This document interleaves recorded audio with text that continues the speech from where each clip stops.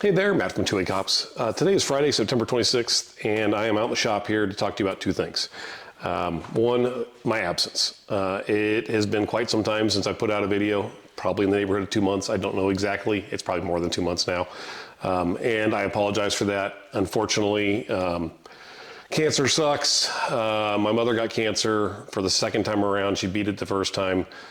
Second time was not going so well. I was doing lots of traveling to visit her with her as much as I can. That's the shitty part about living 700 miles from your family. So I was on the road a lot, visiting my mom. Unfortunately, she passed away. Cancer won this battle this time. But I'm done traveling now, at least on a frequent basis anyway.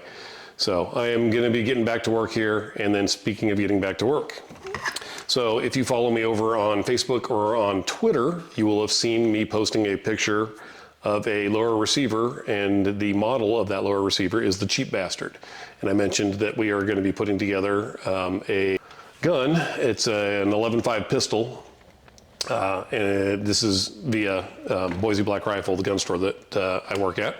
It's a project that I put together. It's something I came up with the idea for and I based it kind of on the Noveske Irregular Defense 11.5 SBR. We've got one at the store. Fantastic gun. Very nice shooting gun. Love that gun. But again, I'm a cheap bastard, and that gun retails for $2,700, which is a lot more than I want to spend on a rifle. So I bet the guys at work that I could throw something together that would shoot just as nice for, my ballpark was half the price. Ended up coming in even less than that. So this is the original prototype gun that we built. This is the Cheap Bastard, the original Cheap Bastard. It is built on just a Aero M4E1 lower and upper. We will be using different receivers when we come out with the production gun. It's going to be a Boise Black Rifle lower, and the model being the Cheap Bastard. So the gun's an 11.5, and it's a mid-length gas system. If you know anything about gas system lengths and barrel lengths, 11.5 is pretty short barrel for a mid-length gas system. In fact, you can see right there, that is the gas block right at the end of the handguard. So gas system is almost the full length of the barrel. A couple things you need to do in order to run a gas system that's that long on that short of a barrel is you need to have a very large gas port. And very large gas port can potentially lead to being overgassed. So initially when we put this thing together, it was overgassed, so that's why we have a Superlative Arms adjustable gas block on it, which will come on all the production guns. So it's an 11.5. It's going to come. The receivers are currently being produced by KAK, K-A-K, and we're going to end up using their bolt carriers that are sand cut. So if you're running this thing with a can on it, it's getting dirty. That's going to help it run smoother. It comes with Radian selectors, which will probably come set in my preferred 45 degree, but they are 45 or 90. So if you don't like the 45 degree throw, you can flip it and turn it into a 90. And it comes with a Radian charging handle. It will come with Magpul M-Bus backup irons on it, no optic. This prototype has a BCM handguard on it just because that's what we had laying around the shop. It will not have a BCM handguard on it. It is going to have a full M-LOK handguard, same length. And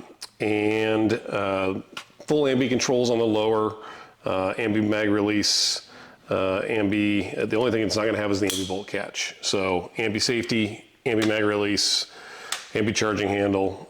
It will come with the Difrico Kung Fu grips, and it does come with a nice two-stage trigger. It's a Schmid trigger. It's going to be a curved shoe just like that. However, obviously it's an AR, so if you want to put a different trigger in it, you're more than welcome to. When we were doing the testing on this gun, this prototype probably has in the ballpark of 5,000 to 6,000 rounds through it.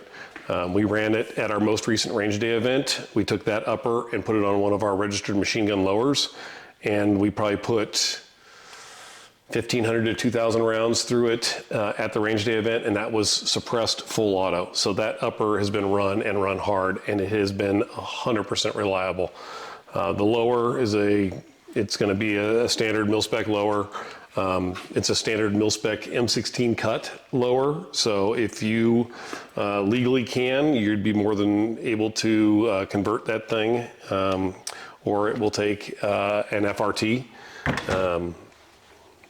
You would obviously, if you're going to run some of the FRTs, you're going to have to swap out the triggers.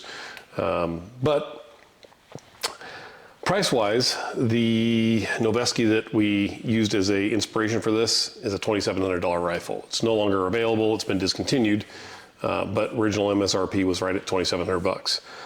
This thing, if everything goes as planned and prices don't change between now and 5 weeks from now when we start throwing these together, which I don't foresee any significant price changes, ballpark price range on this gun is going to be about $1,200. So it is going to be less than half the price of the Noveske that it's been patterned after, hell, it's a cheap bastard, so who wouldn't want it? Anyway, so those are the two things I wanted to update you on. Again, apologize for not being around. Unfortunately, family life takes precedent over YouTube, which explains why I just kind of disappeared and ghosted y'all. But I am back. I will be putting out content on a more regular basis. That's all I got for you today, other than there's been some crazy shit happening lately with lunatic lefties shooting conservatives. So remember, always, always, always practice your ABCs. Always be caring.